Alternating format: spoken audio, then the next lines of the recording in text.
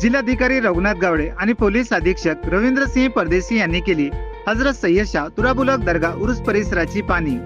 राष्ट्रीय एकात्मतेचे प्रतीक हजरत सय्यद शाह तुराबुलक दर्गा उर्स 2 फेब्रुवारी पासून सुरू होणार आहे। उर्सच्या पार्श्वभूमीवर परभणी जिल्हाधिकारी रघुनाथ गावडे आणि पोलीस अधीक्षक रवींद्रसिंह परदेशी यांनी आज मंगळवार 28 जानेवारी रोजी सकाळी 9 ते 11:30 वाजेच्या दरम्यान हजरत सय्यद शाह तुराबुलक दर्गा उर्स परिसराची पाहणी करून उर्सची तयारी आणि सुरक्षेचा आढावा घेतला। तसेच कोतवाली पोलीस स्टेशन अंतर्गत असलेल्या उड्डाणपूल पोलीस चौकीला उर्सच्या पार्श्वभूमीवर भेट दिली।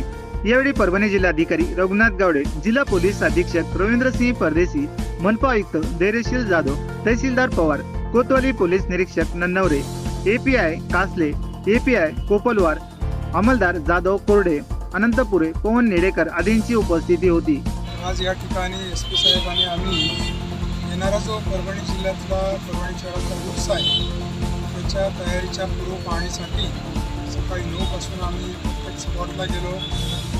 जे ठेकेदार आहेत त्यांना रोडाला योग्य सूचना दिल्या। त्याचबरोबर आज या पोलीस चौकीच्या ठिकाणी या ठिकाणी आलो। ही चौकी बराच काळ बंद असायची, अस्ताव्यस्त होती, पण एसपी साहेबांच्या सूचनेप्रमाणे संबंधीचे पोलीस निरीक्षक आणि त्यांच्या टीमनी अतिशय सुसज्ज अशी चौकी केलेली आहे।